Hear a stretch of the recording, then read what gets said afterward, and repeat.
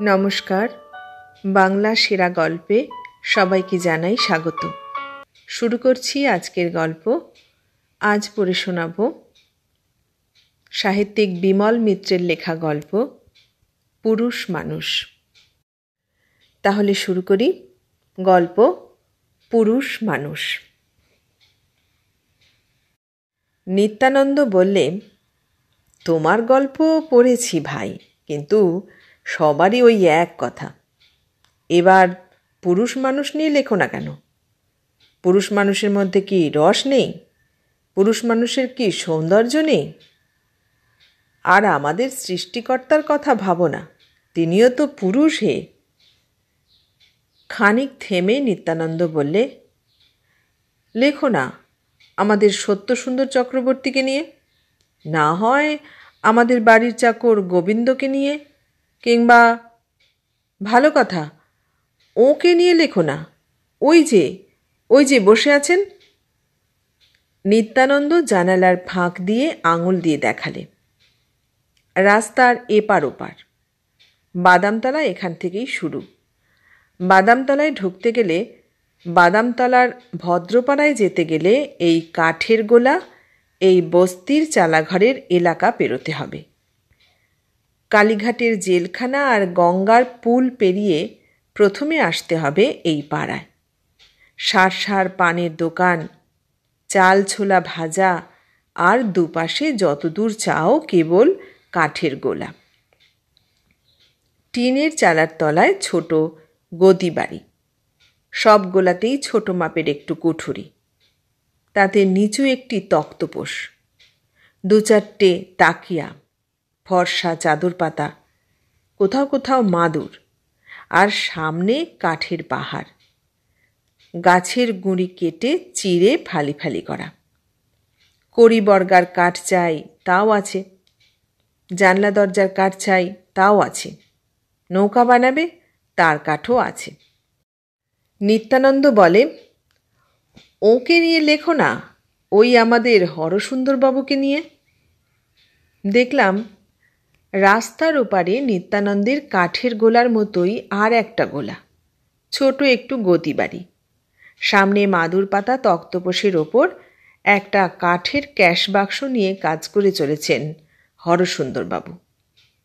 গলায় কণ্ঠি, কপালে বুকে চন্দনের ফোঁটা, খালি গা। বাবু হে বসে এক মনে কাঠের ফর্দের হিসেব করছেন হয়তো। গোলার সামনে বড় সাইনবোর্ড, তাতে দোকানের নাম লেখা। নিচে লেখা রয়েছে, মালিক শ্রী হরসুন্দর ভট্টাচার্য। নিত্যানন্দ বললে, ডাকবো ওকে, দেখবে? তা পুরুষ মানুষের মতো চেহারাই বটে, যাকে বলে পুরুষ মানুষ। ফর্সা শরীর, বুকে অল্প অল্প লোম, মাথার চুল কদম ছাঁট, অল্প অল্প পেকেছে। নিত্যানন্দের কারবার আর কতদিনেরই বা, কিন্তু যখন এই বাদামতলায় ইলেকট্রিক আলো আর কলের জলও আসেনি, তখন এ বাদামতলা এমন ছিল না। কালীঘাটের মন্দির দেখেছেন, যাত্রীরা আসতো ওপারে পুজো দিতে। ওপারে জ্বলত ইলেকট্রিক আলো। সানাই ঢাক ঢোল বাজিয়ে মারোয়ারিদের বৌঝিরা আসতো ঠাকুর দর্শন করতে। ওপার জমজমাট, আর এপারে টিমটিম করে জ্বলত তেলের বাতি। এপারে গঙ্গার ধার ঘেঁষে কেবল খড়ের চালা, খড়ের চালার পাশ দিয়ে গঙ্গা স্নানের রাস্তা। ভোরবেলা স্নান করার অভ্যেস হরসুন্দরবাবুর। ওখানটা দিয়ে যাবার সময় চোখ বুজে যেতে হতো। ওই অত ভোরেও আবাগিদের বাড়ির সামনে দিয়ে যেতে ঘেন্না করত। মনে হতো যেন মদের গন্ধ আসছে। রাত্রির বেলার যা উৎপাত তা তো আছেই। ওই পশ্চিমের গঙ্গার পাড় ধরে বরাবর কালীঘাটের পুল পর্যন্ত, আর এদিকে বাদামতলা রোড বরাবর আবাগিদের আড্ডা। ওদের কতকালের ব্যবসা তার ঠিক নেই। শিবনাথ শাস্ত্রী মশাইয়ের বইতেও লেখা আছে এসব ইতিহাস। তা কারবার করতে হলে তো আর বাছ বিচার করলে চলবে না। কাঠের খদ্দের ঘুরে ফিরে এখানেই আসবে। কাঠ কিনে ডোঙা বোঝাই করে চলে যাবে কত দূর দূর দেশে। উত্তরে নিমতলা আর দক্ষিণে এই বাদামতলা।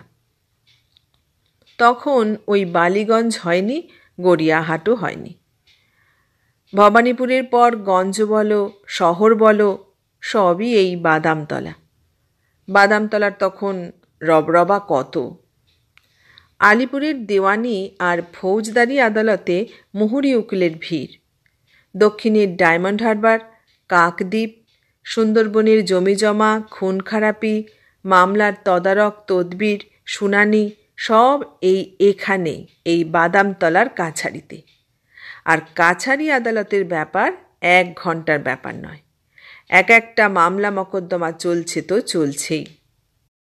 একেবারে জেরবার করে ছাড়ে সকলকে। উকিল মুহুরিদের সঙ্গে পরামর্শ করতে থাকতে হয় বাদামতলার হাটে। সেই সূত্রেই কারবার জমে ওঠে আবাগীদের। মরতে আর জায়গা পায় না, এসেছে গঙ্গার ধারে, একেবারে তীর্থস্থানের ধারে।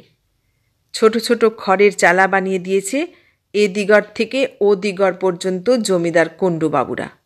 খাজনা করা জমি, মালিকানার সত্ত্ব আবাগীদের নয়। একজন বুড়ি গোছের মানুষ। হরিনামের কণ্ঠী তেলক কাটে এখন।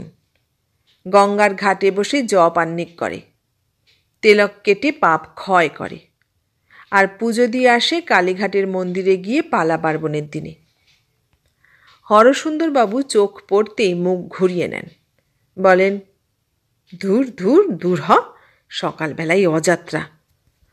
অথচ পাশাপাশি বাস না করেও উপায় নেই। সকালবেলা নিত্যানন্দ এসে বসেছিল। হরসুন্দরবাবু হনহন করে একেবারে ঢুকে পড়েছেন। বললেন, এর একটা বিহিত করুন নেত্যবাবু, আজই এর বিহিত করতে হবে আপনাকে। নিত্যানন্দ বলে, কিসের বিহিত? হরসুন্দরবাবু বলেন, এত বড় যুদ্ধ গেল মশাই, কি বালিগঞ্জ ছিল আর কি হয়ে গেল। তামাম কলকাতা শহরের ভোল পাল্টে গেল, আর আমাদের বাদামতলা। নিত্যানন্দ বলে, কি হলো হরসুন্দরবাবু, হলোটা কি? হলো আবার কি বলছেন? আর 40 বছর ধরেই হচ্ছে, আপনার আর কি?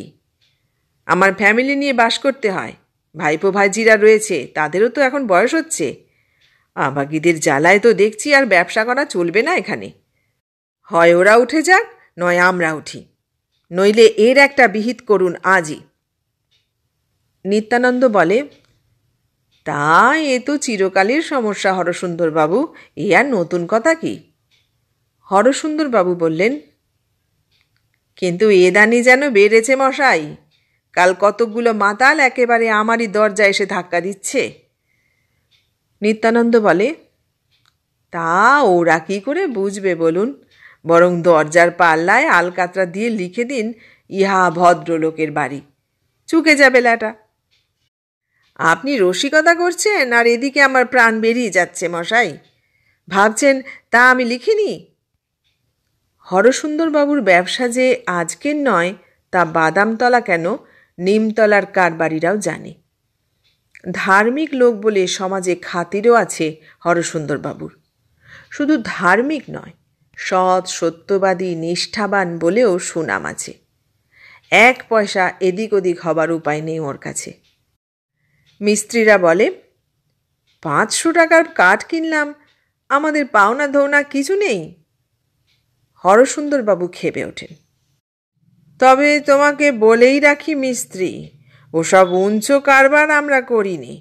ওসব দালালি পেতে হলে ওই গুজরাটিদের কাছে যাও, আমার এখানে হবে না। 500 কেন, 1000 টাকার কাঠ কিনলেও হবে না। কুণ্ডুবাবুদের ছোট শরিক কার্তিক কুণ্ডু এসে আসর জাঁকিয়ে বসেন। হরসুন্দরবাবু বলেন, এই নিন পান খান। শুধু পান নয়, সঙ্গে সিগারেটও আসে। বলেন, চা খাবেন নাকি? কুণ্ডুবাবু বলেন, চা? তা আপনি খেলে খেতে পারি। আমি? হরসুন্দরবাবু হাসেন। বলেন, যখন ছেড়ে দিয়েছি ওটা, তখন ওটা আর ধরব না আজ্ঞে। আপনাদের বাপ মায়ের আশীর্বাদে বেশ আছি। প্রার্থনা করুন যেন নেশা ভাঙ না করতে হয় জীবনে। কুণ্ডুবাবু হেসে বলেন, তা চা কি একটা নেশার সামিল? তা নেশা নয়? নেশা নয় তো কি বলেন? ও চা, পান, সিগারেট, বিড়ি, তামুক সবই নেশা। শুধু মদ আর গাঁজাই কি নেশা? নেশা আপনাদের পোষায় ছোটবাবু, আমরা কাঠের ব্যবসায়ী। নিত্যানন্দের দোকানে এসে বসেন মাঝে মাঝে হরসুন্দরবাবু। বলেন, এমন করে কি আর ব্যবসা চলে নেত্যবাবু? ওই ফর্সা আদ্দি পাঞ্জাবি আপনাকে ছাড়তে হবে মশাই, আর ওই ফিনফিনে ধুতি, ওই ফুটফুটে গেঞ্জিও আপনার চলবে না। খালি গায়ে না থাকতে পারেন ফতুয়া পরুন বাবু, আমার মতো এই মোটা খেটে ধুতি পরুন আর পায়ে চটি দিন। নিত্যানন্দ বলতো, ব্যবসার সঙ্গে পোশাকের কি সম্পর্ক? সম্পর্ক নেই? বলেন কি? ব্যবসা হলো গিয়ে মা লক্ষ্মী। লক্ষ্মী পুজো কি আপনার জাতা কাপড়ে যেমন তেমন করে করলেই হয়? শুদ্ধ অশুদ্ধ বিচার নেই? বাসি কাপড়ে পুজো হয়? তা ব্যবসাও তাই। ভারী পবিত্র হয়ে ভক্তি করে না করলেই ওই ঈশ্বরদাস গুলজারি প্রসাদের মতো গণেশ উল্টাতে হবে। নিত্যানন্দ বললে, এই দেখো না, আমার দোকান তো 7 বছর হলো হয়েছে। আমি তো কতদিন কামাই করেছি, খদ্দের এসে ফিরে গেছে কতদিন। আর হরসুন্দরবাবু, একটা দিন কামাই নেই, একটা নেশা করা নেই। সকালবেলায় গঙ্গায় ডুব দিয়ে এসে বুকে গলায় তিলক কেটে সেই যে বসেন, আর ওঠেন সেই বিকেল 4টে-5টা নাগাদ। তখন ছাতাটা নিয়ে গায়ে ফতুয়া পরে বেরুবেন। বললাম, কোথায়? নিত্যানন্দ বললে, কে জানে। বললাম, কোনো ইয়েটিয়ে আছে নাকি? নিত্যানন্দ বললে, তা তো ভাই বিশ্বাস হয় না। মেয়ে মানুষের মুখদর্শন করতে যিনি ভয় পান, নেশা ভাঙ কিছু যিনি করেননি, ফর্সা কাপড় পরতে যার আপত্তি, তার যে অমন মতিভ্রম হবে তা তো বিশ্বাস হয় না। ভারী কড়া মানুষ ওসব বিষয়ে। আমাকেই এসে উপদেশ দিয়ে দিয়ে মাথা খারাপ করে দেন। চটিটা পায়ে দিয়ে এক একদিন রাস্তা পেরিয়ে এসে পড়েন। বলেন, কি নেত্যবাবু, কখন এলেন? নিত্যানন্দ বলে, এই তো এখুনি। হরসুন্দরবাবু বলেন, এই 9টার সময় কারবার শুরু করলেন? কাল সারাদিন আসেননি। আপনার সব বাঁধা খদ্দেররা এসে ফিরে গেল। জিজ্ঞেস করছিল নেত্যবাবু কোথায়। আমি বললাম, কি জানি বাপু, অসুখ টসুখ করল বোধ হয়। আপনার দারোয়ানকে জিজ্ঞেস করলাম, সেও জানে না। বড় ভাবনা হয়েছিল মশাই আপনার জন্যে। তা কোথায় গিয়েছিলেন শুনি? নিত্যানন্দ বললে, কাল সকাল থেকে তাসের আড্ডায় জমে গিয়েছিলুম, আর উঠতে পারিনি। কথাটা শুনে হরসুন্দরবাবু এমন চমকে উঠলেন যেন সামনে কেউটে সাপ দেখেছেন। খানিকক্ষণ মুখ দিয়ে কোনো কথাই বেরুল না তার। আবার বলেন, সত্যি বলছেন তাস? নিত্যানন্দ বললে, হ্যাঁ তাস। হরসুন্দরবাবু যেন আকাশ থেকে পড়েন। বলেন, তাস খেলতে খেলতে দোকান খুলতেই ভুলে গেলেন? নিত্যানন্দ বলে, তাস খেলতে গিয়ে কিছু কি আর খেয়াল থাকে? হরসুন্দরবাবু বলেন, আমি আপনার ভালোর জন্যেই বলি নেত্যবাবু, ব্যবসা আমিও করি, ব্যবসা আমারও লক্ষ্মী। কার জন্যে আর করি বলুন? আমার কে আছে? ছেলেও নেই, বউও নেই, ভাইপো ভাইজিরাই সব পাবে। কিন্তু ব্যবসার জন্যে আমি, না আমার জন্যে ব্যবসা, বলুন তো? নিত্যানন্দ বললে, আপনার জন্যেই তো আপনার ব্যবসা।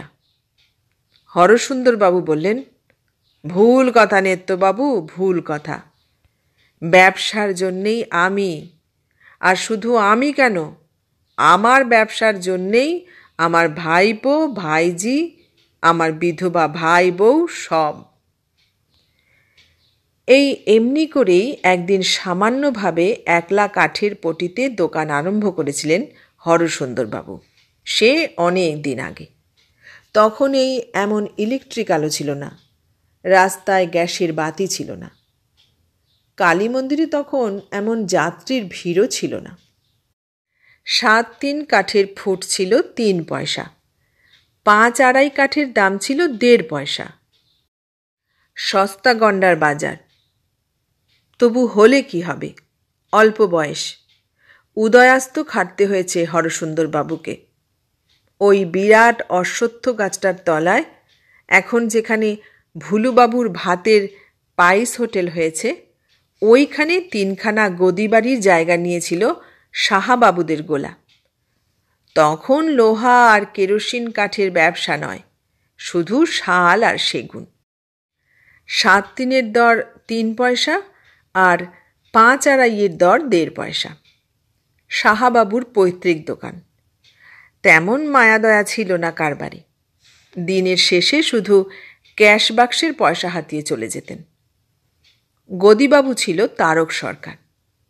ক্যাশ বাক্সে তেল সিঁদুর লাগিয়ে সকাল সকাল গদিতে এসে বসত।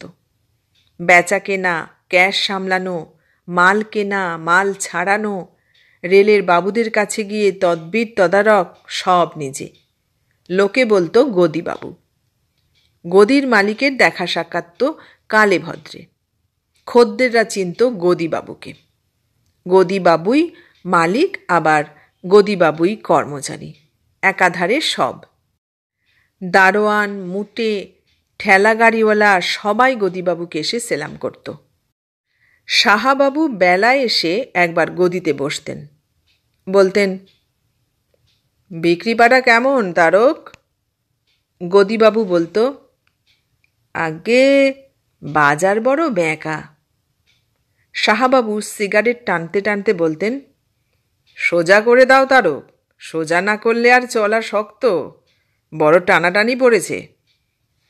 গদিবাবু সবিনয় বলতো, আগে মালিক হলেন আপনি, সোজা করলে আপনিই সোজা করতে পারেন। সাহাবাবু বলতেন, কি করলে সোজা হয় বলো তুমি? গদিবাবু বলতো, আগে টেনে টেনে। সাহাবাবু বলতেন, এ কি রবার যে টেনে টেনে সোজা করব? আগে সে টান নয়, রাস টান। সাহাবাবু তবু বুঝতে পারতেন না, বলতেন, কিসের রাস? গদিবাবু ঘুঘু লোক, সোজা কথা বলতে জানে না। বলতো, টালিগঞ্জে মোড়লদের বাড়ি রাস দেখেছেন? রাসলীলা কে না দেখেছে, বিশেষ করে সাহাবাবু তো দেখেছেনই। রাসের কদিন সাহাবাবু গদিতেই আসতেন না। বাঁধা আড্ডা ছিল সাহাবাবুর সেখানে। সেই রাসের সময় এক কাণ্ড ঘটে। হরবিন্দবাবু তখন ছোট, 5 টাকা মাইনের ছোকরা। গদিবাবুর সঙ্গে গজ ফিতে নিয়ে ঘোরে। লোহা কাঠ মাপে, আর কাঠের আঁশ চেনে, সুতো ধরে খড়ির দাগ দেয়, খদ্দের এলে বসিয়ে রাখে, আর দরকার হলে পানটা সিগারেটটাও কিনে আনে। তখন সবে দেশ থেকে এসেছেন। তখন তার কাছে কলকাতাও যা, বাদামতলাও তাই। ওই আবাগীদের তখনও আড্ডা ছিল ওখানে। শুধু ওখানে কেন, সব জায়গাতেই। কালীঘাটের পুল থেকে তীর্থযাত্রী কি কাছারির মক্কেলদের সন্ধেবেলা হেঁটে আসবার উপায় ছিল না। ওই পানের দোকানটা যেখানে, ওইখানে এলেই ছেঁকে ধরত সব আবাগীরা। এ বলে আমার ঘরে এসো, ও বলে আমার ঘরে এসো। ভদ্রলোকদের বিপদের এক শেষ। শেষে টাকা কড়ি খুইয়ে শুধু হাতে দেশে হন্টন। এখন তো দেখছেন পুলিশ পেয়াদার যা হোক কিছু চোখ রাঙানি আছে, তখন তাও ছিল না। বাদামতলার এই দিকটা দিয়ে হাঁটে তখন কার সাধ্যি, কিন্তু কাঠের গোলার কারবারিদের ও রাস্তা ছাড়া গতি নেই।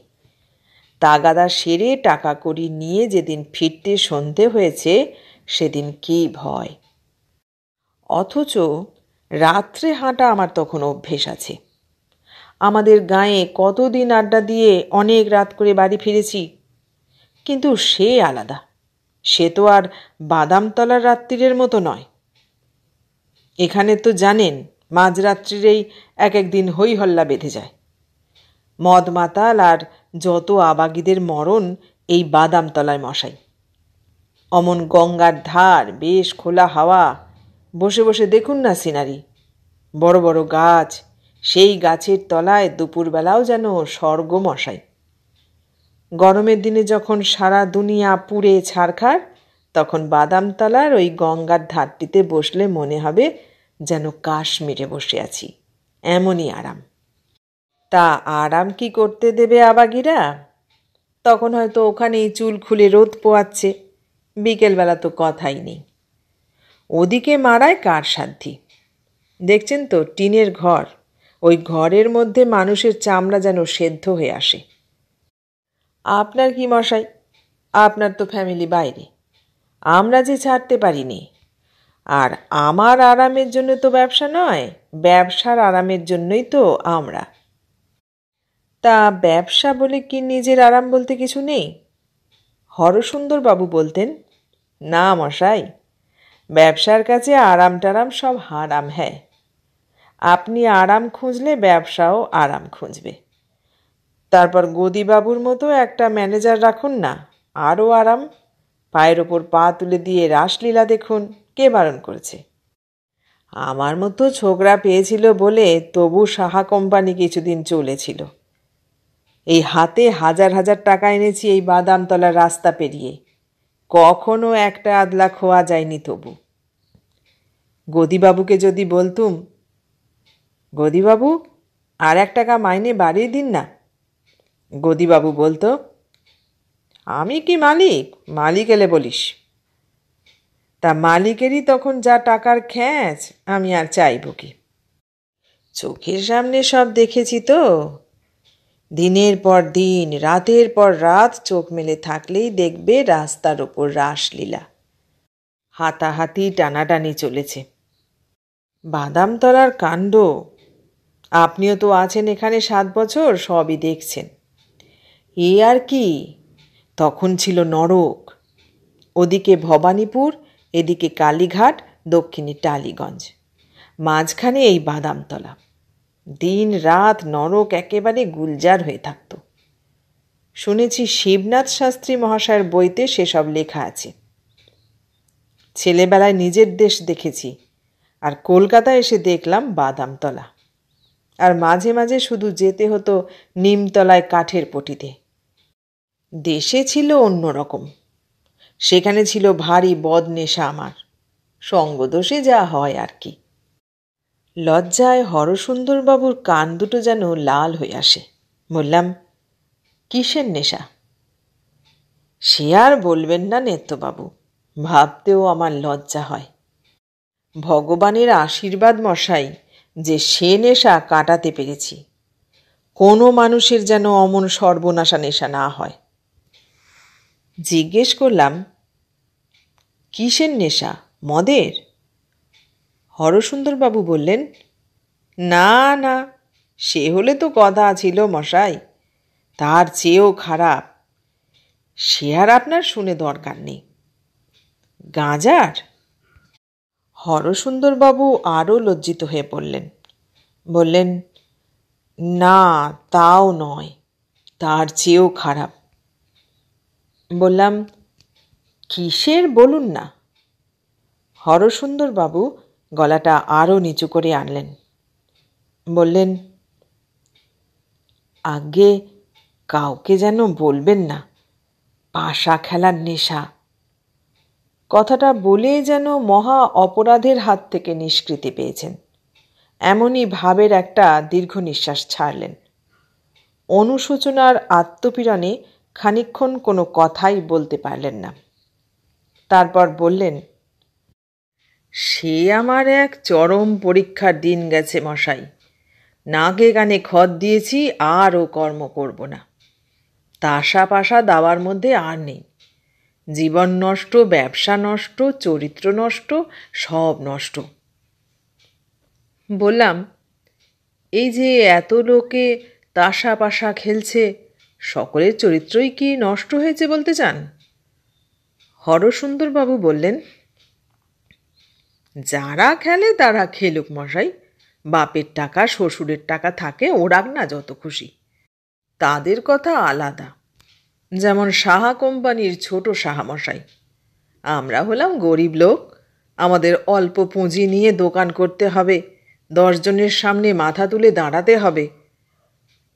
বললাম, রাসলীলার দিন কি হয়েছিল বলছিলেন হরসুন্দরবাবু? হরসুন্দরবাবু বলেন, চরিত্র জিনিসটা কি সোজা নেত্যবাবু? আপনারা বুঝবেন না তিলে তিলে বড় হওয়া কাকে বলে। এ যুদ্ধের হিড়িকে বড় হওয়া নয়, টাকার জোয়ার আসে যাকে বলে তাও নয়। 1%, 1.5% লাভে মাল বেচেছি। বিন্দু বিন্দু সঞ্চয় করে প্রতিষ্ঠা করা যে কী কষ্ট, তা আপনি বুঝবেন না নেত্যবাবু। হরসুন্দরবাবু বলতেন, চোখের সামনে চুরির পয়সা লোপাট হতে দেখেছি, আবার অগাধ পয়সা এক ফুঁয়ে তুলোবাজির মতো উঠতে দেখেছি। কিন্তু ওই যে বাবা একদিন কান মলে দিয়ে আমায় শিক্ষা দিয়ে দিলেন, তা আর ভুলিনি মশাই। তারপর আকাশের উদ্দেশ্যে হাত জোর করে বলতেন, বাবা এখন গত, তিনি ছিলেন দেবতা। তেমন মনের বলও নেই আমাদের, তেমন শিক্ষা দীক্ষাও নেই। তবু এ জীবনে যা কিছু করেছি, জানবেন সেই মহাপুরুষের আশীর্বাদের জোরেই। বলতে বলতে হরসুন্দরবাবুর হঠাৎ যেন সম্বিত ফিরে আসে। ঘড়ির দিকে চাইতেই চমকে ওঠেন। 5টা বাজে? বলেন কি? আপনার ঘড়িটা ঠিক আছে তো নেত্যবাবু? বলে তরতর করে বেরিয়ে যান। 5টার পর আর তাকে আটকানো যায় না। খদ্দের এলে বলেন, আজ নয়, কাল আসবেন। কাল কাঠের চালান আসছে আরও 2 গাড়ি, 7-3, 5-1.5, 6-4, যা চাইবেন সব পাবেন। নিত্যানন্দ গল্প বলছিল। শেষে বললে, আমি তো আজ 7 বছর দোকান করেছি এখানে, এই এক ভাব দেখে আসছি হরসুন্দরবাবুর। কোনো দিন কোনো ব্যতিক্রম নেই। অথচ ব্যবসাদার হিসেবেও ভারী খাঁটি। ওর দোকানে এক দর, খদ্দেররা সে কথা জানে। কবে একদিন বাপ বাড়ি থেকে তাড়িয়ে দিয়েছিল পাশা খেলার অপরাধে, তারপর থেকে একেবারে নিষ্পাপ নিষ্কলুষ চরিত্রটি রেখেছেন, একেবারে নিদাগ যাকে বলে। এতক্ষণ গল্প শুনে বললাম, না ভাই, ওকে নিয়ে গল্প হয় না। নিত্যানন্দ হাসল, বললে, আমিও তাই ভাবতুম, কিন্তু একদিন সত্যি সত্যি গল্প হয়ে গেল কিন্তু। বললাম, কীরকম? নিত্যানন্দ বললে, হ্যাঁ ভাই, হঠাৎ। আর আমি তার জন্যে ঠিক তৈরি ছিলাম না। যে লোককে নিরস কাঠের ব্যবসায়ী বলে জানতাম, হিসেব আর গজ ফিতে আর টাকা উপার্জন নিয়েই ব্যস্ত বলে জানতাম, হঠাৎ আমার চোখে একদিন সেই মানুষই এক মহাকাব্য হয়ে উঠল ভাই। তবু বুঝতে পারলাম না। বললাম, কী রকম? লুকিয়ে লুকিয়ে মদ খান বুঝি? নিত্যানন্দ হাসল, বললে, ধুর, তাহলে তো চরিত্রটা মাটি হয়ে যেত। তাহলে? নিত্যানন্দ হাসতে লাগল, বললে, সে কল্পনাও করতে পারিনি ভাই আমি। বললাম, তবে কি মেয়ে মানুষ? নিত্যানন্দ বললে, তোমরা গল্প লেখো, তবু এমন ঘটনা তুমিও কল্পনা করতে পারবে না। বললাম, তবে কি গান বাজনা? না, তাও না। নিত্যানন্দ বলতে লাগলো, প্রথম প্রথম আমার খারাপ লাগতো ভাই লোকটাকে। ভাবতাম খালি এসে উপদেশ দেয়, বুঝি পয়সাটাই সার চিনেছে জীবনে। বিয়ে থা করেনি, কেবল চোখ কান নাক বুজে ব্যবসাই করছে। ব্যবসা ভালো জিনিস, কিন্তু জীবনে কাঠই সত্যি আর সব মিথ্যে এমন কথা হাজার চেষ্টা করেও ভাবতে পারলুম না জীবনে, তাতে ব্যবসা হোক আর না হোক। ওদিকে হরসুন্দরবাবুর ঘরে গিয়ে দেখেছি সামনাসামনি দুটো ছবি। এপাশে ঠিক গণেশের মূর্তির ওপরই একটা লক্ষ্মীর পট, আর সামনের দেওয়ালে ওর বাবার একটা ফটো। প্রত্যেক দিন গঙ্গা স্নান করে এসে ওই গণেশ আর লক্ষ্মীকে প্রণাম সেরেই বাবার ফটোর তলায় অনেকক্ষণ ধরে দেওয়ালে মাথা ঠেকিয়ে এক মনে প্রণাম করেন। বলেন, পিতাই তো সর্বস্ব মশাই, তিনি তো ওপর থেকে সবই দেখছেন। যখনই ঠেকায় পড়ি বাবার ছবির সামনে গিয়ে উপদেশ চাই। বলি, তোমার কথা আমি অমান্য করিনি বাবা, আমাকে আশীর্বাদ করো যেন সমস্ত বিপদ কাটিয়ে মাথা তুলে দাঁড়াতে পারি। হরসুন্দরবাবু বলেন, আর আশ্চর্য দেখেছি মশাই, বাবাকে স্মরণ করলেই কোথা থেকে সব বিঘ্ন কেটে যায়, সব সমস্যার সুরাহা হয়ে যায়। অদ্ভুত পিতৃভক্তি। এত যে যুদ্ধ গেল, এত বাজার খারাপ গেল, হরসুন্দরবাবু বিপদে আপদে কেবল বাবাকে ডেকে এসেছেন। খদ্দেরদের বলেন, দেখুন আমি কে, আমি তো নিমিত্ত। ওই দেখুন বাবার ফটো, বাবাকে স্মরণ করে আমি কারবার করি, ওপর থেকে উনিই দেখছেন। আপনাদের যে ঠকাবো তারও উপায় নেই। বলেন, বাবা ছিলেন আমার দেবতা। যা কিছু শিক্ষা দেখছেন, এই ত্যাগ, এই সংযম, এই পরিশ্রম দেখছেন, সব আমার বাবার কাছে শিক্ষা। ছেলেরা দুর্গাপুজো, সরস্বতী পুজোর চাঁদা চাইতে এলে বলেন, এই 4 আনা দিলাম ভাই, নিতে হয় নাও, না নাও নিও না, এর বেশি দেবার সামর্থ্য আমার নেই ভাই। ছেলেরা বলে, ওরা সবাই 2 টাকা করে দিলেন আর আপনি মোটে 4 আনা। হরসুন্দরবাবু বলেন, ওই তো বললুম, ওদের বড় বড় ব্যবসা, ওরা দিতে পারেন। 2 টাকা তো সামান্য ভাই। আমি যখন তোমাদের বয়সে সাহা কোম্পানিতে 5 টাকা মাইনের কাজ করতুম, তখন দেখেছি সাহাবাবুর হাত দিয়ে 10 টাকার কমে গলত না। 5 হাতে হীরের আংটি, দান ছত্তর, দোল দুগ্গোৎসব, ইলাহি কাণ্ড। টালিগঞ্জের মোড়লদের রাসের মেলায় বাইজি খেমটাওয়ালির ভিড় লেগে যেত। সেই সাহা কোম্পানি কি রইল? বলো না তোমরা, তোমরা তো আজকালকার ছেলে হে, সেই সাহা কোম্পানির নাম শুনেছ? ছেলেরা বলে, না। শোনোনি? তবে শোনো আমার কাছে, শুনে নাও।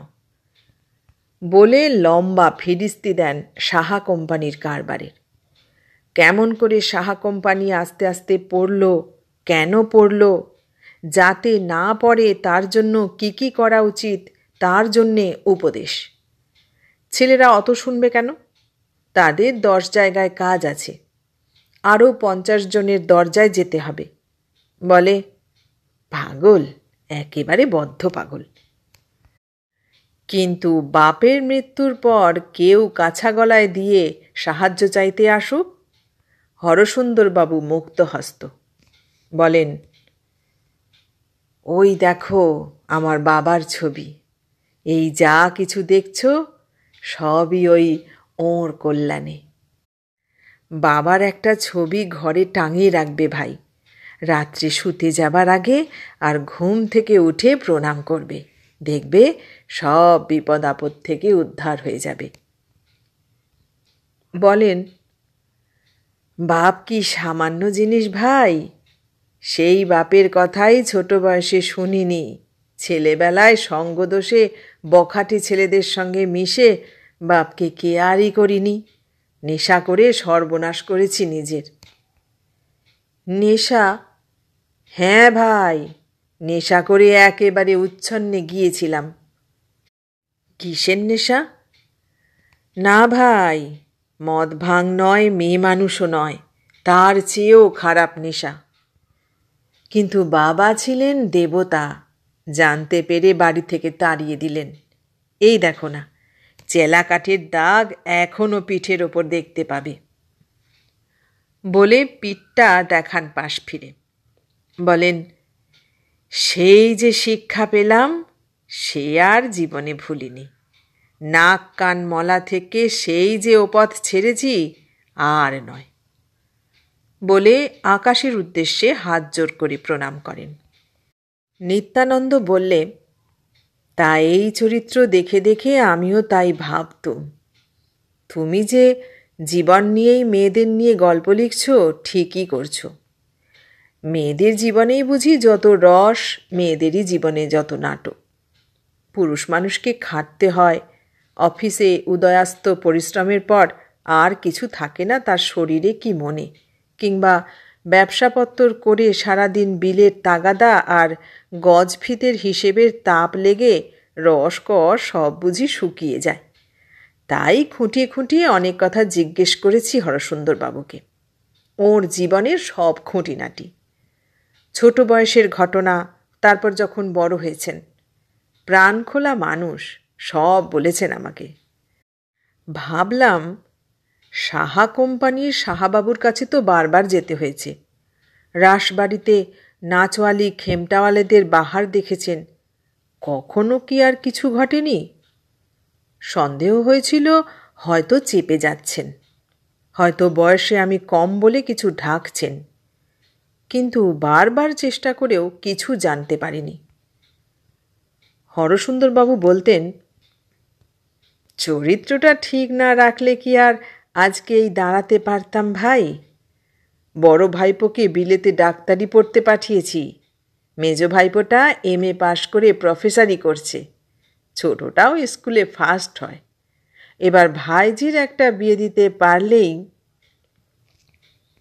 বলতাম, কিন্তু আপনারও তো একদিন কম বয়স ছিল। সাহাবাবুর গদি বাড়িতে যখন চাকরি করেছেন, কাঁচা পয়সা হাতে এসেছে, তখনও কিছু হয়নি? হরসুন্দরবাবু বলতেন, ওই যে তোমাকে বললুম ভাই, বাবার ফটোটা কাছে রেখে দিতাম, আর বিপদে পড়লেই বাবাকে স্মরণ করতাম, সঙ্গে সঙ্গে সব বিপদ কেটে যেত। কিন্তু সাহাবাবুর সঙ্গে তার মেয়ে মানুষের বাড়িতেও তো যেতে হয়েছে। তা যেতে হয়েছে বই কি, হামেশাই যেতে হয়েছে। শুধু যেতে হয়েছে, গদিবাবু ছিল তারক সরকার, সে কি কম চেষ্টা করেছে আমাকে বকাবার?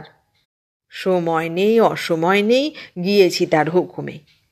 গিয়ে সে যা বেলেল্লাগিরি দেখেছি আবাগীদের, দেখে গায়ের রক্ত জল হয়ে এসেছে। কিন্তু তক্ষুনি বাবার মুখখানা স্মরণ করলুম, আর সঙ্গে সঙ্গে সব বিপদ উদ্ধার হয়ে গেল। আর রাসবাড়িতে? হরসুন্দরবাবু বলতেন, সেখানকার কথা আর বলবেন না নেত্যবাবু। সেখানেও বাবুরা রাসলীলা করত কি না?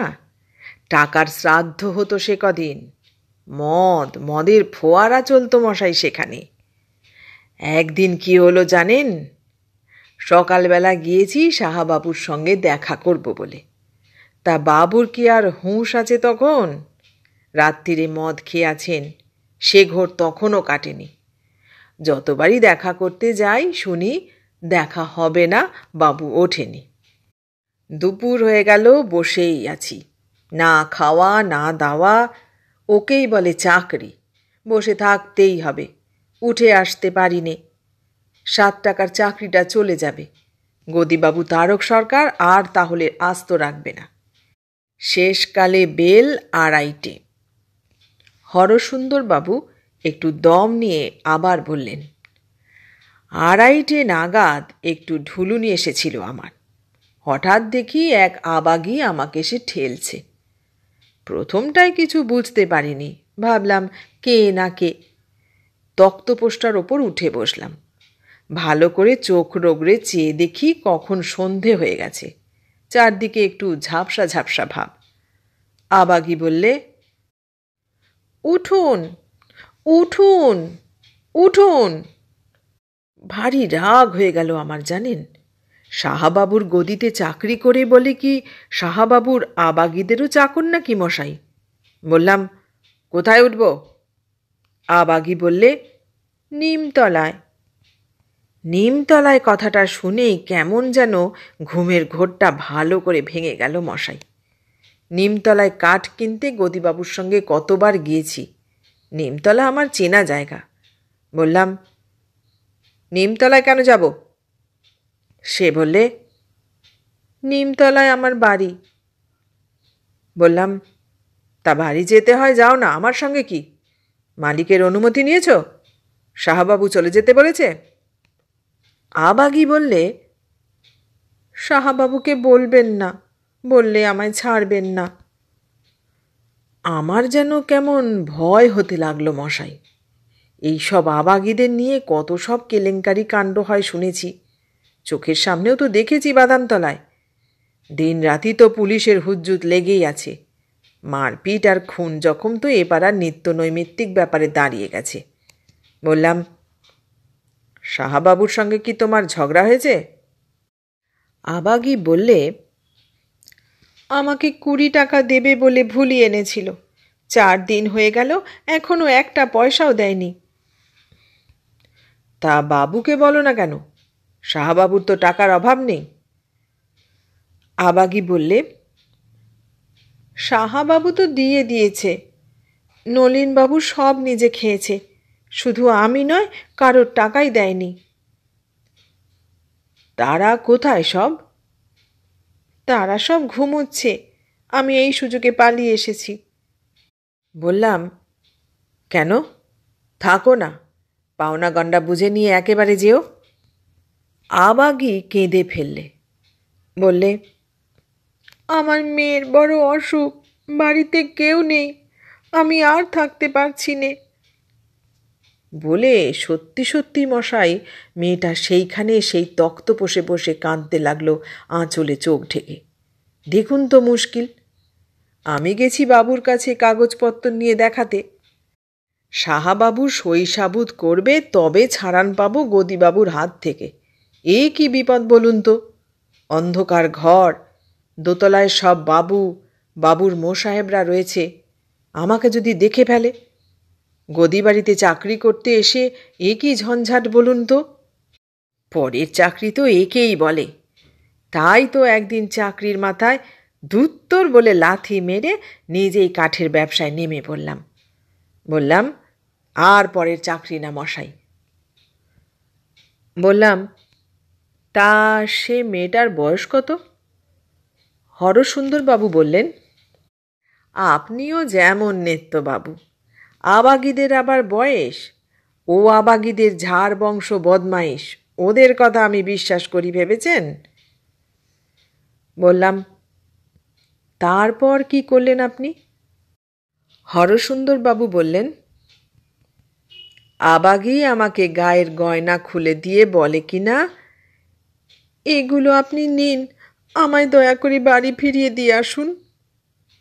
তা আমি বললাম, তুমি একলাই যাও না, আমাকে কেন? আবাগী বললে, আমি কলকাতার রাস্তা চিনি না, নতুন এসেছি এখানে। জিজ্ঞেস করলাম, কোত্থেকে এসেছ? আবাগী বললে, ফরিদপুর পুবের পাড়া, ওই নলিনবাবুই আমাকে নিয়ে এসেছিল। তা আমার তখন মাথার ঘায়ে কুকুর পাগল মশাই। আমার বলে চাকরির ঠেলা, আমার নিজের ঠেলাই কে সামলায় তার ঠিক নেই। সাহাবাবু যদি জানতে পারেন তো আমার চাকরি নিয়ে টানাটানি।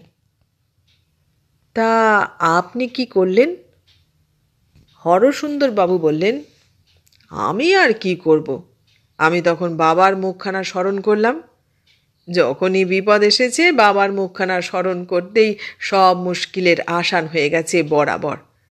মনে মনে বললাম, বাবা, আমার মনে বল দাও, শক্তি দাও, ভরসা দাও। তারপরে শেষ পর্যন্ত কি হলো? কি আর হবে, শেষকালে যা হবার তাই হলো। দেখছেন তো এখন ভুলুবাবুর পাইস হোটেল হয়েছে ওখানে। অত বড় গোলা, দিন রাত কাজকর্ম লেগে থাকতো সেখানে। সেই গোলা, সেই 5 পুরুষের ফলাও কারবার উঠে গেল। কোথায় গেল সাহাবাবু? কোথায় গেল তার সব মৌ সাহেবের দল? আর গদিবাবু, সেই তারক সরকার, সেও কি ভোগ করতে পেলে ভেবেছেন? ভেবেছিল দেশে গিয়ে কাঠের গোলা খুলবে। কিন্তু কার ধন কে খায়? মশাই, রাত পোয়াতে তর সইল না, সাপের কামড়ে প্রাণ হারাতে হলো। আর আমি? কিন্তু সেই মেয়েটা? হরসুন্দরবাবু বললেন, আপনি ভাবছেন আমি তার খোঁজ নিয়েছি? রাম বলো, বাবার কাছে আমার শিক্ষা মশাই। ভোরবেলা রোজ বাবাকে প্রণাম করে কারবার শুরু করি। আমি যাব সেই আবাগির খোঁজ নিতে? ওই আবাগিদের মুখ দেখতে হবে বলে থিয়েটার বায়োস্কোপে পর্যন্ত যাই না মশাই। তাহলে আর বাবাকে মুখ দেখাতে পারবো ভেবেছেন? বাবা যে ওপর থেকে সব দেখছেন। বললাম, তারপর? তারপর সাহা কোম্পানি যখন উঠে গেল, সে আজ 40 বছর আগেকার কথা। প্রথম একদিন 5-10 টাকার বাঁশ নিয়ে বাবার নাম স্মরণ করে কারবার আরম্ভ করে দিলুম। তারপর থেকে তো দেখছেন এই কারবার। বড় ভাইপোকে বিলেতে পাঠিয়েছি ডাক্তারি পড়তে, মেজো ভাইপোটিকে MA পাশ করিয়ে প্রফেসরিতে দিয়েছি, ছোটটি পড়ছে। ভাবছি ভাইজিটিকে পাত্রস্থ করে ওদের জন্যে একটা গেরস্থ পোষা বাড়ি করে দেব। আর তারপর বাবা যদি মুখ রাখেন, মায়ের মন্দিরের পাশে কেওড়াতলার শ্মশানে এই গঙ্গার তীরেই যেন যেতে পারি মশাই, ভালোই ভালোই। বলে উঠলেন হরসুন্দরবাবু। বললেন, যাই, দেরি হয়ে গেল আবার। তারপর যেতে যেতে ঘড়ির দিকে চেয়ে বললেন, ওহ, 5টা বাজে। আপনার ঘড়ি ঠিক চলছে তো? তারপর ফতুয়াটা গায়ে দিয়ে চটি পরে হাতে ছাতা নিয়ে সোজা দোকান থেকে বেরিয়ে গেলেন। নিত্যানন্দ গল্প শেষ করে বললে, এই হলো মোটামুটি হরসুন্দরবাবুর জীবনী। বললাম, তবু ভাই, এ নিয়ে গল্প হয় না। নিত্যানন্দ বললে, কিন্তু এর পরেই গল্প হলো যে, শুধু গল্প নয়, মহাকাব্য হলো একেবারে। বললাম, কীরকম? নিত্যানন্দ বললে, তবে শোনো। একদিন কি মনে হলো, ভাবলাম দেখি না কোথায় যায় লোকটা। দোকান আরম্ভ হওয়ার পর থেকেই দেখে আসছি কিনা, ঠিক 5টা বাজার সঙ্গে সঙ্গে ছাতা নিয়ে ফতুয়া পরে বেরিয়ে যান। মনে মনে অনেক কৌতূহল হয়েছে, কোথায় যান? বিলের তাগাদায়? কিন্তু সেজন্যে তো আলাদা সরকার আছে। আর যদি বেড়াতে যান তো তার জন্যে আবার ঘড়ি দেখার কি দরকার? এ যেন 1 মিনিট দেরি হয়ে গেলে বিশ্বব্রহ্মাণ্ড ওলটপালট হয়ে যাবে। যেন তার জন্যে কেউ অধীর আগ্রহে প্রতীক্ষা করছে। যেন তিনি না গেলে সব আয়োজন শুধু পণ্ড নয়, লণ্ডভণ্ড হয়ে যাবে। কিসের এত কাজ যার জন্যে খদ্দের এলে ফিরিয়ে দেন? খদ্দেরদের বলেন, কাল আসবেন দাদা, কাল আরও 2 ওয়াগান মাল আসছে, 7, 3, 6, 4, 5 দের সব পাবেন, আজকে একটু বেরোচ্ছি আমি। যে লোক বারবার আমাকে উপদেশ দেন, আমার তাস খেলার খবর শুনে ভয়ে আঁতকে ওঠেন, তিনি হেন লোক কি করে ব্যবসাকে এতখানি অবহেলা করেন? তিনি হেন লোক কি করে বিকেলবেলা দোকান ছেড়ে যান? কিসের টানে, কিসের নেশায়, কিসের আকর্ষণে? অনেক দিন ভেবেছি, দোকানে যখন বিকেলবেলা কোনো কারণে জানলার বাইরে নজর পড়েছে, ঠিক 5টা বাজার সঙ্গে সঙ্গে দেখেছি হরসুন্দরবাবু দোকান থেকে বেরুলেন। আকাশের দিকে চেয়ে বোধহয় বাবাকে স্মরণ করে ছাতা শুদ্ধ হাত দুটো জোর করেই কাকে যেন প্রণাম করলেন, যেন মনে মনে দুর্গা নাম স্মরণ করলেন। অর্থাৎ অফিস যাবার সময় সেকালের বাবুরা যেমন ইষ্টনাম স্মরণ করে অফিস যাত্রা করেন, এও যেন তেমনি। নিজের মেয়ের পাত্র দেখতে যাবার সময়ও কেউ এত ভক্তি ভরে ইষ্টদেবতাকে স্মরণ করে না ভাই। এমনই ভক্তি, এমনই নিষ্ঠা। আর এ কি একদিন না দুদিন, হামেশাই দেখি। আশেপাশের গোলদার লোকজনকে জিজ্ঞেস করলে বলে, 5টা বেজেছে, এখন আর হরসুন্দরবাবুকে পাওয়া যাবে না। আর আমিও যে জিজ্ঞেস না করেছি তা নয়।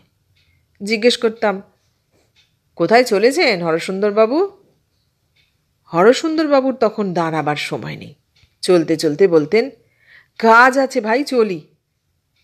এমনি যে কতবার জিজ্ঞেস করেছি তার ঠিক নেই। প্রত্যেকবারই ওই একই উত্তর, কাজ আছে ভাই, চলি। যখন সকালবেলা কাজকর্ম কম তখনও জিজ্ঞেস করেছি, রোজ 5টার সময় কোথায় যান বলুন তো হরসুন্দরবাবু?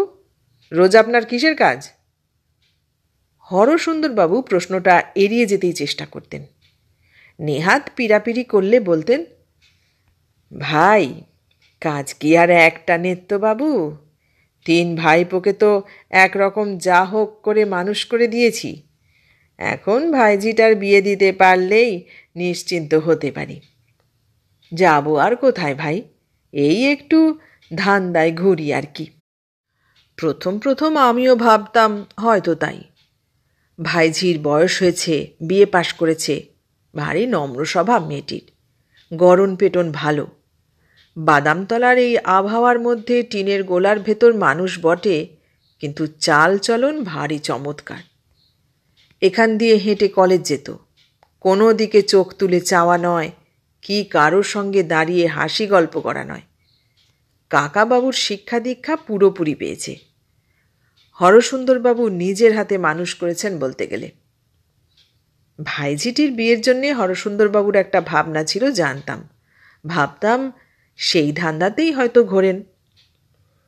কিন্তু ভাইঝিরও বিয়ে হয়ে গেল একদিন। ওরই মধ্যে হরসুন্দরবাবু খরচপত্তর করে লোকজন, নিমন্ত্রিতদের আদর আপ্যায়ন করলেন।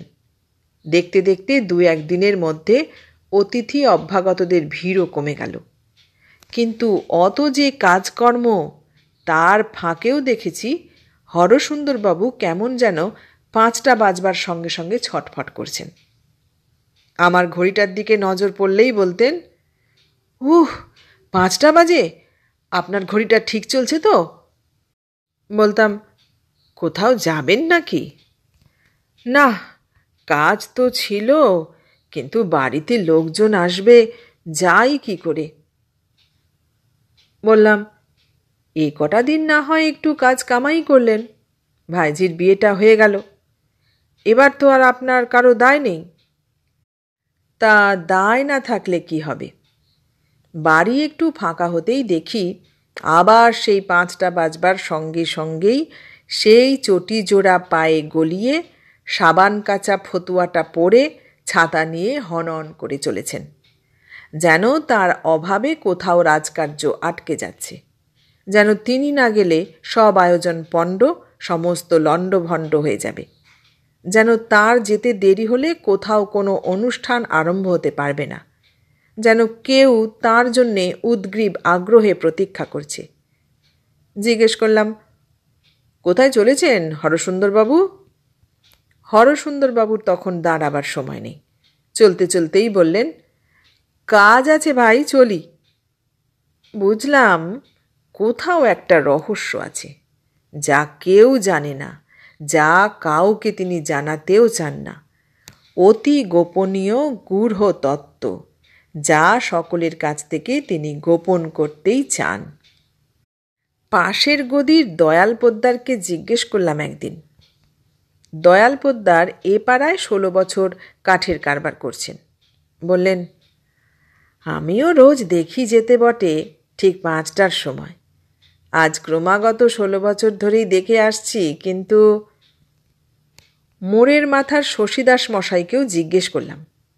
দাসমশাই আজ 30 বছর বাদামতলায় কাঠের কারবার করছেন। বললেন, আমিও আজ 30 বছর অমনি দেখে আসছি বটে, 5টা বাজতে না বাজতে কোথায় যান বুঝতে পারি না। শেষকালে একদিন ঠিক করলাম, দেখতে হবে কোথায় যান হরসুন্দরবাবু। সেদিনও ফতুয়া গায়ে ছাতা নিয়ে দুহাত জোর করে ইষ্টনাম স্মরণ করে, বোধহয় বাবার নামই স্মরণ করে হনহন করে চলতে লাগলাম। আমিও তৈরি ছিলাম, পিছু নিলাম। আগে আগে চলতে লাগলেন হরসুন্দরবাবু, এই ধরো 50 গজ দূর দূর, আর পেছনে তাকে লক্ষ্য করে আমিও চলেছি। কিন্তু তখনও কি আমি জানি কি অমূল্য রত্ন পাব? তখনও কি জানি হরসুন্দরবাবু শুধু কবিতা নয়, ছোট গল্পও নয়, একেবারে 7 স্বর্গে পূর্ণাঙ্গ একটি মহাকাব্য। আমি ভাই পূর্ণিমার রাত্রে তাজমহল দেখেছি, পুরীর সমুদ্রে সূর্যোদয় দেখেছি, আবু পাহাড়ের সানসেট পয়েন্টে দাঁড়িয়ে সূর্যাস্ত দেখেছি, দার্জিলিং থেকে ভোরের কাঞ্চনজঙ্ঘা দেখেছি, মহাবলীপুরমের হরপার্বতী মূর্তি দেখেছি, সাঁচির বুদ্ধস্তূপ দেখেছি, বৃন্দাবনে সোনার তালগাছ দেখেছি, কাশ্মীরের নিষাদবাগ দেখেছি, যোধপুরের থর মরুভূমি দেখেছি। জানো তো, ব্যবসা ছেড়ে দিয়ে কতবার কত জায়গায় কত জিনিস দেখতে গিয়েছি, কিন্তু এ এক অবাক কাণ্ড, এমন আমার জীবনে দেখিনি, এ তুমি কল্পনাও করতে পারবে না। বললাম, কী রকম? নিত্যানন্দ বললে, আমি তো পেছনে পেছনে চলেছি। তখন নভেম্বরের মাঝামাঝি, 5টার পরই সন্ধে হয়ে যায়, চারদিকে বেশ অন্ধকার ভাব। কাঠের পটি পেরিয়ে বেঙ্গল গভর্নমেন্ট প্রেস পার হয়ে সেন্ট্রাল জেল বাঁয়ে রেখে কালীঘাটের গঙ্গার উঁচু পুল, দুপাশে মানুষজন যাবার রেলিং ঘেরা সরু রাস্তা। হরসুন্দরবাবু সেই রাস্তা দিয়ে চলতে লাগলেন। আশেপাশে কোনো দিকে দৃষ্টি নেই, শুধু ছাতাটা মাটিতে ঠুকতে ঠুকতে নিচু দিকে চেয়ে হনহন করে চলেছেন। তখনও ভাবছি কোথায় চলেছেন। তারপর পুল পার হয়ে শনি ঠাকুরের মন্দির ডান দিকে রেখে বাঁ দিকের ফুটপাত ধরলেন। বাঁ দিকে মেথরদের বস্তি পেরিয়ে একেবারে হরিশ চ্যাটার্জির স্ট্রিট। হরিশ চ্যাটার্জি স্ট্রিটে তখন দোকানপাট আলোয় আলো, রাস্তাতেও সে আলো এসে পড়েছে। বাঁ দিক ঘেঁষে চুন বালি আর সুরকির গোলা, ইটের আর টালির কারবার। পুরনো জানলা দরজার দোকানও আছে, আর কিছু শ্যাকরাদের সোনার উপর দোকান, ঠুকঠাক হাতুড়ি ঠোকার শব্দ। রাস্তার পাশে টিউবওয়েলের ধারে কিছু মেয়ে পুরুষের ভিড়। তখনও হ্যাঁচকা টান দিচ্ছে আর ঝগড়া চলেছে জল নিয়ে। গরুর গাড়িগুলো খোলা পড়ে আছে, মোষ গরু রাস্তা জুড়ে দাঁড়িয়ে। তারই মধ্যে একটা মোটর কি ট্যাক্সি এলে পাড়া কাঁপিয়ে হর্ন বাজিয়ে ভিড় সরাতে হয়। আর ঠিক দুপাশের গলির মুখগুলোতে ও পাড়ার মেয়ে মানুষরা সেজে গুজে পাউডার মেখে মাটির ওপরেই উবু হয়ে বসে গেছে। কেউ কেউ ইট পেতে বসেছে, কেউ হেলান দিয়েছে ইটের দেয়ালে, রঙ্গরসিকতা করছে। কেউ কেউ আবার পানের দোকানের সামনে পান বিড়ি কেনবার ছুতো করে কড়া পাওয়ারের আলোর নিচে দাঁড়িয়ে নিজেদের রূপ দেখাচ্ছে। কিন্তু হরসুন্দরবাবুর সেদিকে বিশেষ নজর নেই। তিনি আপন মনেই ছাতা ঠুকঠুক করতে করতে চলেছেন সেই নোংরা খোয়ার রাস্তা দিয়ে। ভাবলাম, হরসুন্দরবাবু এত রাস্তা থাকতে ওই রাস্তা দিয়েই বা চলেছেন কেন? পাশেই তো পোটোপাড়ার গলি ছিল, কিংবা তারও ওপাশে হরিশ মুখুজ্জের রোড ছিল। কোথায় যান রোজ? শুধু আজ নয়, গতকাল নয়, চিরকাল ধরে। অন্তত দয়াল পোদ্দার 16 বছর ধরে বাদামতলায় কারবার করছেন। তিনি 16 বছর ধরে এমনি দেখে আসছেন। শশী দাস 30 বছর ধরে কারবার করছেন বাদামতলায়। তিনিও 30 বছর ধরেই দেখে আসছেন। অথচ কেউ জানে না কোথায় যান, কি করতে যান, কেন যান। কিসের এত আকর্ষণ? নিজের ছেলে মেয়ে বউ কেউ নেই, শুধু ভাইপো ভাইজি ভাই বউ নিয়েই তার সংসার, অর্থাৎ ভূতের সংসার। নিজের ছাড়া আর সবাই তো আছে। নিজের আপনজনকেই কেউ দেখে না। নিজের বউকেই কত লোক খেতে পড়তে দেয় না, ছেলেগুলোকে গোমুখ্য করে রাখে। নিজের জামা কাপড়, জুতো, নিজের চুল, টেরি, তেল, সাবান, গামছা নিয়েই কত লোক ব্যস্ত। নিজের জন্যে রোজ আধ পোয়া টাক মাংস বরাদ্দ, বাড়ির বউ, ছেলে, মেয়ে, নাতি নাতনির জন্যে মাছ এলো কি এলো না দেখে না, এমন লোকও কত দেখেছি। তাও নয়, নিজেরই কেউ নয়, বিধবা ভাই বউ, মরে গেল কি বেঁচে রইল দেখবার দরকার কি? বিধবা মানুষ, আবার ঝাড়া হাত পাও নয়, 4 অপগণ্ড, 3টি ছেলে 1টি মেয়ে নিয়ে ভাইয়ের সংসারে উঠেছে। লাথি ঝাঁটা খেলেও কারো কিছু বলবার থাকতো না। উদয়াস্ত খাটিয়ে নিয়ে এক পেটা খেতে দিলেও কেউ নিন্দে করতো না। কিন্তু সেই ভাই বউকে সংসারের গিন্নি করে, 3টি ভাইপোকে মানুষের মতো মানুষ করে, ভাইঝিটিকে সৎ পাত্রস্থ করে এই যে ব্যবসা করে যাচ্ছেন, এটাই কি কম প্রশংসার কথা এই যুগে? একে নিয়েও যদি তোমরা গল্প না লিখতে পারো, তাহলে কাকে নিয়ে লিখবে? কেন, নষ্ট চরিত্র না হলে কি তাকে নিয়ে গল্প লেখা যায় না? গল্পের যোগ্য হতে গেলে কি চরিত্রের স্খলন দেখাতেই হবে? নেগেটিভ চরিত্র নিয়েই তোমাদের কারবার, কিন্তু পজিটিভ চরিত্র নিয়েই বা গল্প হবে না কেন? তাহলে রামকে নিয়ে রামায়ণ লেখা হলো কি করে? যুধিষ্ঠিরকে নিয়ে মহাভারতী বা লিখলেন কি করে ব্যাসদেব? কেবল ছিদ্র দেখাবার জন্যেই কি গল্প লেখা? একই চরিত্রের মধ্যে 2টো বিরোধী মনোবৃত্তির দ্বন্দ্ব দেখানোই কি তোমাদের চরম লক্ষ্য? কিন্তু আমি বলি, তা কেন হবে? অত সংকীর্ণ কেন হবে গল্প লেখকদের দৃষ্টি? সমস্ত মানুষ, এই গোটা মানুষটাকে নিয়েই বা গল্প লেখা হবে না কেন? যদি পবিত্র চরিত্রই কল্পনা করো, তো এমন পবিত্রতার কথা চিন্তা করো না যা শুধু বৈরাগ্যে বা ত্যাগেই মহান নয়, যা ভোগ থেকে বিমুখ হয়ে নয়, ভোগের মধ্যে থেকেই এই আমার আমিকে দূর করতে পেরেছে, ভোগের মধ্যে থেকেই যে ভোগাতীত হতে পেরেছে, সংসারের মধ্যে থেকেই যে সংসারের ঊর্ধ্বে উঠতে চেষ্টা করেছে। তা থাকবে এইসব কথা। আমি ভাই পেছনে পেছনে যাচ্ছি আর এইসব কথা ভাবছি। শেষে কি এমন একটা চরিত্রের অধঃপতনই দেখব? হরসুন্দরবাবুর চরিত্রের সব মাধুর্যটুকু কি একটা ছোট ছিদ্র দিয়েই নিঃশেষ হয়ে যাবে শেষ পর্যন্ত? হরসুন্দরবাবু আগে আগে চলেছেন, সেই ছাতাটি ঠুকঠুক করতে করতে, কোনো ব্যতিক্রম নেই। সেই যেমন চালে প্রথম থেকে হাঁটতে শুরু করেছেন, সেই এক চাল। হঠাৎ পাশের একটা সরু গলিতে ঢুকলেন। আমি দেখে যেন বিশ্বাস করতে ভয় পেলাম। গলির মোড়ে তখন ওপাড়ার বস্তিবাসিনীরা গুলজার করে দাঁড়িয়ে, কারো মুখে বিড়ি, কারো হাতে পান, কেউ পিঁড়িতে বসে, কেউ বা উঠে দাঁড়িয়ে।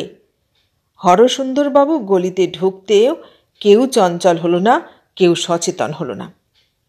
তাদের সভা যেমন চলছিল তেমনই চলতে লাগলো।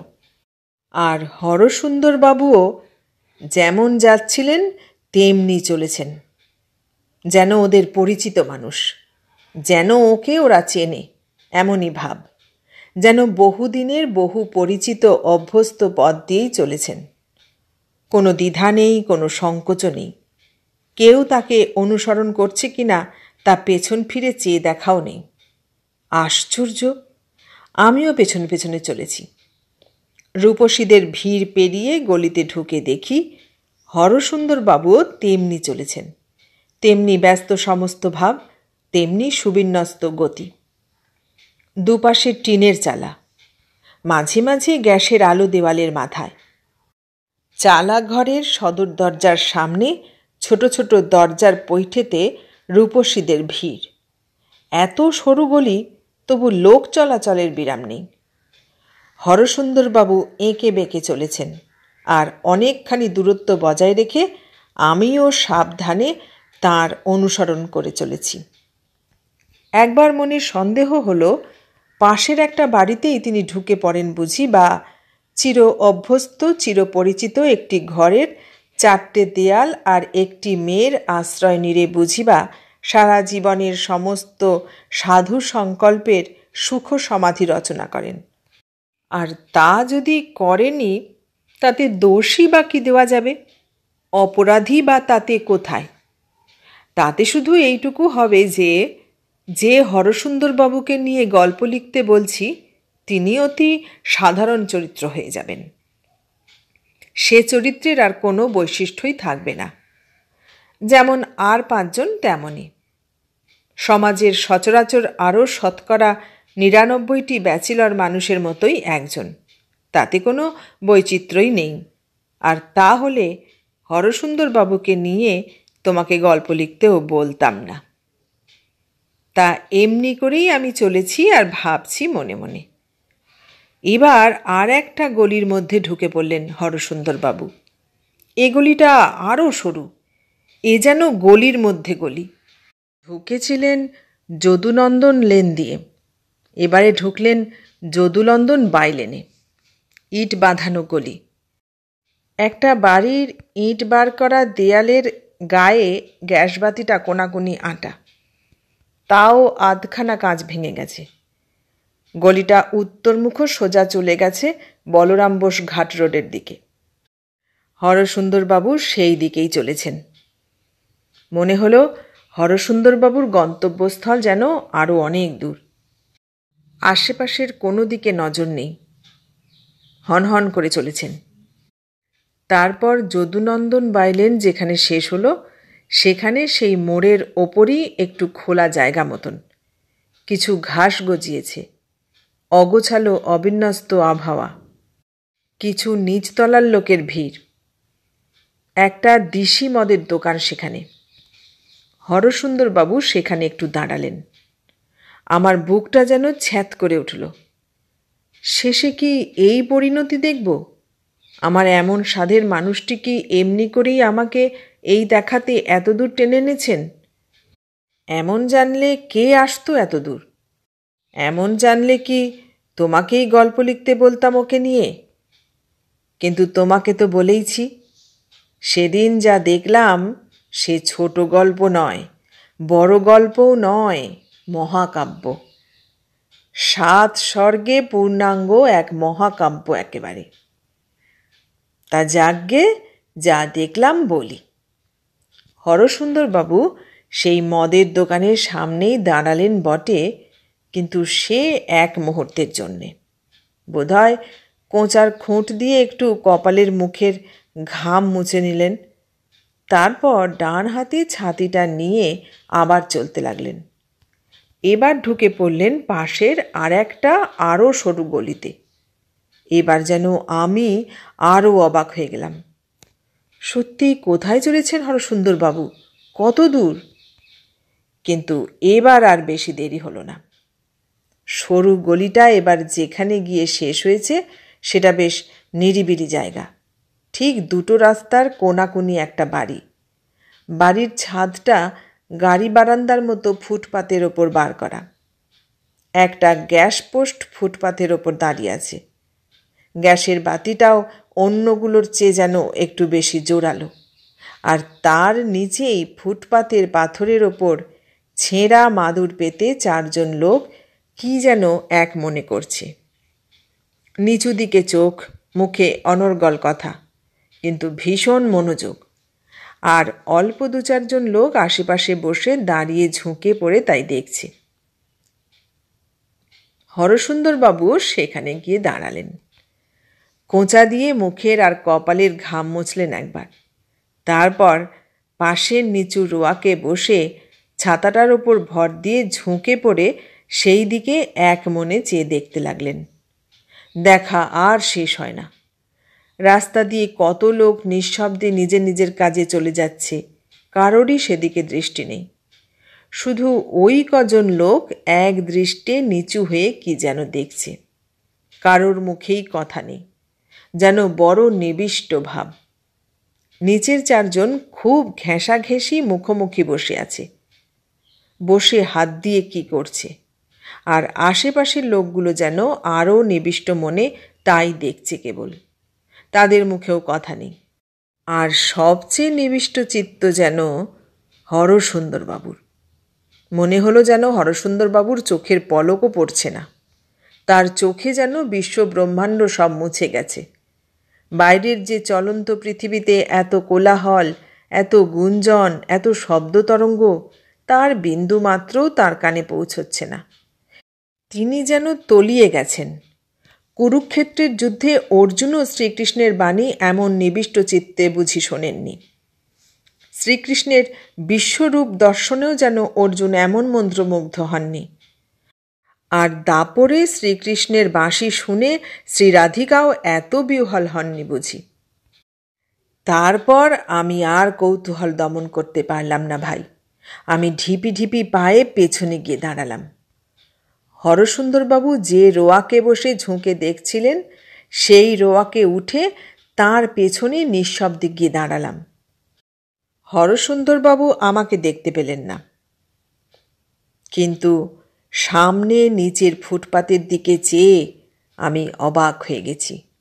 দেখি আশেপাশের লোকজন এক দৃষ্টে চেয়ে আছে, আর তাদের দৃষ্টির কেন্দ্রস্থলে বসে 4 জন লোক শুধু খেলছে আপন মনে। বললাম, কি খেলছে? নিত্যানন্দ বললে, পাশা। বললাম, পাশা? নিত্যানন্দ আবার বললে, হ্যাঁ ভাই, পাশা। কিন্তু আমি সেই পাশা খেলা দেখলাম না, দেখতে লাগলাম হরসুন্দরবাবুকে। হরসুন্দরবাবুকে সেই মন্ত্রমুগ্ধের মতো বসে থাকতে দেখে মনে হলো একে যেন আমি চিনি না, এ যেন অন্য মানুষ। মনে হলো শ্রীরাধিকাও কি কৃষ্ণের বাঁশি শুনে এতখানি তন্ময় হয়ে যেতেন, এমন করে ঘর সংসার ভুলতে পারতেন। আমার সন্দেহ হলো। মনে হলো চোখের সামনে যেন শ্রীরাধিকাকেই দেখছি, যেন অর্জুনকেই দেখছি। মনে হলো যেন হরসুন্দরবাবু আজ সত্যিই হরসুন্দর হয়ে উঠেছেন। বাবার নাম দেওয়াও যেন সার্থক হয়েছে আজ। হরসুন্দরবাবুকে আমার যেন প্রণাম করতে ইচ্ছে হলো। বললাম, তারপর? নিত্যানন্দ বললে, তারপর আর কি, রাত 9:30টার সময় যখন খেলা ভাঙল, তখন আবার সেই একই রাস্তা দিয়ে বাড়ি চলে এলেন। এমনি 1 দিন নয়, 2 দিন নয়, 30 বছরেরও ওপর এতখানি নিষ্ঠা কি যীশুখ্রিস্ট, বুদ্ধ, চৈতন্যদেবেরই ছিল? আমার কিন্তু সন্দেহ হয়।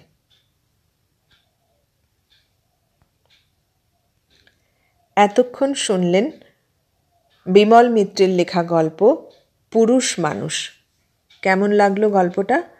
ভালো লাগলে লাইক, কমেন্ট, শেয়ার করবেন।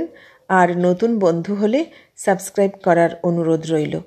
সবাইকে অনেক ধন্যবাদ জানিয়ে আজ এখানেই শেষ করলাম।